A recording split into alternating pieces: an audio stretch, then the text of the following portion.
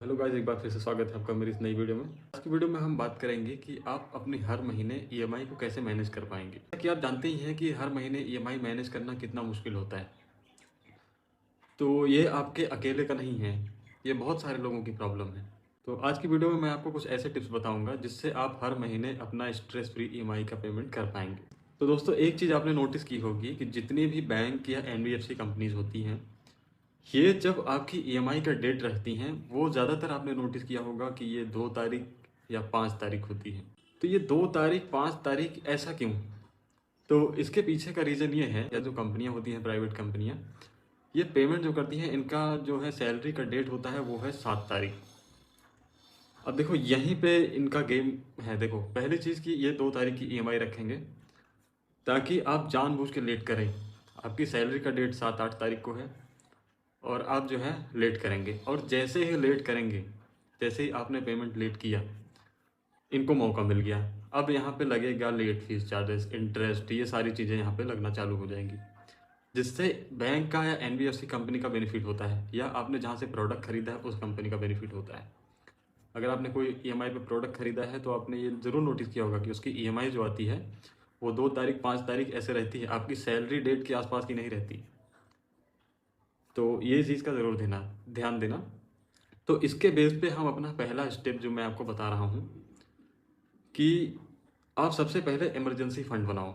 अगर आप लोन के लिए अप्लाई कर रहे हैं तो सबसे पहले आपको इमरजेंसी फंड बना लेना है। अगर जैसे कि आपकी ईएमआई 10,000 रुपये पर मंथ की है, तो आपके 3 महीने की ईएमआई आपके पास बैलेंस पहले से होना चाहिए, ताकि अगर किसी महीने अगर प्रॉब्लम आती है तो आप उस पैसे से ईएमआई का पेमेंट कर पाएँ, आपका लेट ना हो। तो ये चीज़ का ज़रूर ध्यान देना। ये चीज़ अगर आप करके रखते हैं तो आपकी ईएमआई का जो टेंशन है, ये चीज़ नहीं रहेगी। दूसरा पॉइंट हमारा ये है, मान लो कि आपकी सैलरी 30,000 रुपये महीने है। अब जो 30,000 रुपये आए, आप 10,000 रुपये जो कि आपकी ईएमआई है उसको आप अलग अकाउंट में सेव कर लीजिए, दूसरे अकाउंट में ट्रांसफ़र कर लीजिए। उसमें आपको छेड़ना नहीं है बिल्कुल भी। अब जो आपके 20,000 रुपये बचे हैं, उसी में आपको आपकी ग्रोसरी का खर्चा, आपके जो कुछ पर्सनल खर्चे हैं, आपकी सेविंग जो कुछ करना है, उसी में आपको करना है। 10,000 रुपये में आपको हाथ नहीं लगाना है, उसको बिल्कुल भूल जाना है। और जब पेमेंट की डेट आए तो आप पेमेंट कर दो। तो इससे आप स्ट्रेस फ्री रह सकते हैं। ये मत सोचो भाई कि अभी मेरे पास 10,000 रुपये पड़े हैं, इसको मैं खर्च कर देता हूँ, अभी ईएमआई डेट बहुत दिन है, तब तक मैनेज कर लेंगे।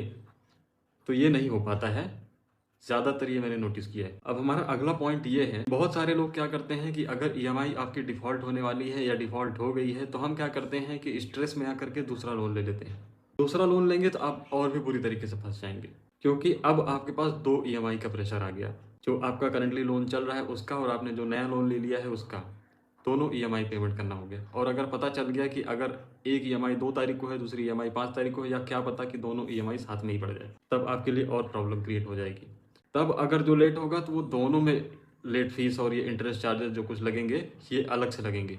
तो ये पैसे कहाँ से जाएंगे? आपकी सेविंग्स से जाएंगे, और ये आपके कर्जे को और बढ़ावा देंगे। फिर उसका पेमेंट करने के लिए तीसरा लोन लेना पड़ेगा, जो क्रेडिट कार्ड वगैरह रहेगा उसका भी पैसा ख़त्म हो जाएगा। फिर चार्जेस पे चार्जेस लगते जाएंगे, आपका सिविल ख़राब होगा। ये सारी चीज़ें होती हैं। तो भाई, अगर ये 3 बातों का अगर आप ध्यान रखेंगे तो आपको ईएमआई की टेंशन बिल्कुल नहीं रहेगी। ये सारी चीज़ें अगर आप प्रॉपरली मैनेज करते हैं, ये सारी बातों का ध्यान रखते हैं, तो आप बिल्कुल स्ट्रेस फ्री रहेंगे ईएमआई को लेकर के। बाकी अगर वीडियो हेल्पफुल लगी हो तो वीडियो को लाइक ज़रूर कर देना। ऐसी हेल्पफुल वीडियो के लिए चैनल को भी सब्सक्राइब कर देना। मिलते हैं अगली वीडियो में, तब तक के लिए bye bye and take care.